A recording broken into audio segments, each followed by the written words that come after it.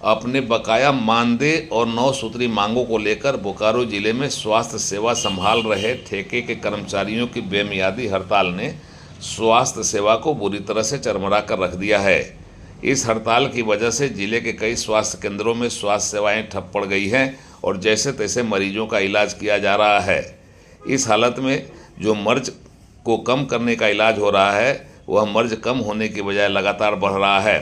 जरीडीह प्रखंड के जैना मोड़ स्थित रेफरल अस्पताल का भी यही हाल है।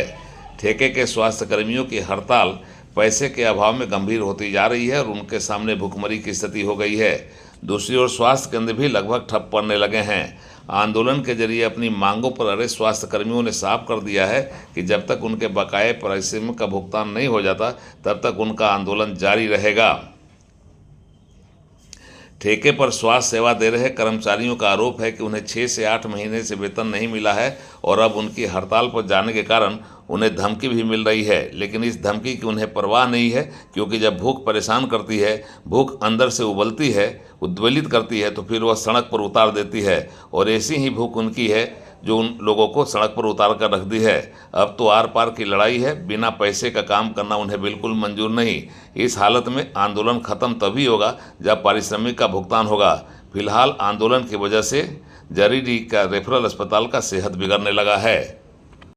कि हम लोग की जो महीना की वेतन है वो रोकी गई है। हम लोग का दिन प्रतिदिन बुरा हाल होते जा रहा है।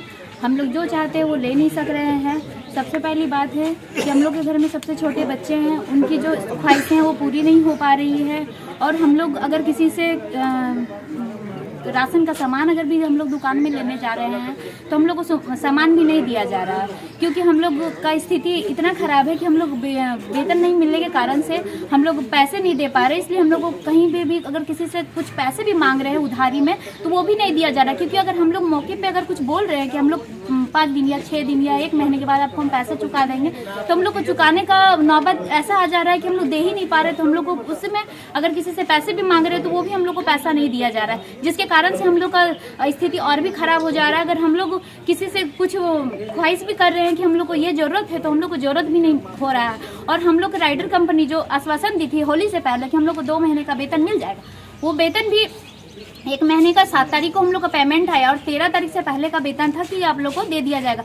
आश्वासन के दौरान हम लोग को 13 तारीख के पहले दिया ही नहीं गया वेतन, जिसके कारण से हम लोग लाचार हो करके इस धरने प्रदर्शन पे हम लोग 5 दिनों से बैठे हुए हैं। अभी काम कर रहे हैं नहीं, जो पीड़ा हो रहा है, जो दुख दर्द हो रहा है उससे राहत मिल सके। और अभी हम लोग 9 ब्लॉक अभी सभी कोई हम लोग हड़ताल में बैठे हैं। सिर्फ जरीडीह नहीं है, कसमार भी है, टेनुघाट भी है, बेरमो भी है, चंदन क्यारी भी है और नावाडी भी है, पेटरवार भी है, गोमिया भी है। तो सभी को देखते हुए हम लोग को आशा और पूरा विश्वास है, सरकार से भी, सिविल सर्जन से भी, प्रभारी सर भी मेहनत कर रहे हैं कि हम लोग का किसी भी हालत से हो जल्द से जल्द वेतन का भुगतान हो पाए। और राइट क्योंकि सभी कोई जानते हैं कि ये जो अप्रैल महीना मार्च अप्रैल का महीना होता है, ये जो है भूखे पेट लोग रह लेंगे पर बच्चों का शिक्षा वो सबसे ज़्यादा ज़रूरी है। स्कूल वाले हमें ना एग्ज़ाम तो देने दे दिए पर बच्चे का रिजल्ट नहीं दे रहे हैं, जिस कारण हमारे बच्चों का भविष्य जो है वो अधर में लटका हुआ है। हम लोग बच्चे का रिजल्ट नहीं ले पा रहे हैं, फीस जमा नहीं होने के कारण। ना आगे का सेशन की पढ़ाई शुरू हो चुकी है, हमारे बच्चे को आगे का क्लास में बैठने नहीं दिया जा रहा है स्कूल में। स्कूल प्रबंधन का कहना है कि पहले फ़ी आप जमा करें तो ही हम लोग कुछ कर पाएंगे। ना हम कॉपी किताब खरीद पा रहे हैं बच्चों के लिए, ना फ़ी जमा करके उन्हें आगे का क्लास में भेज पा रहे हैं। हम लोग बहुत ही अत्यंत पीड़ादायक जीवन जीने के लिए विवश हो गए हैं एकदम।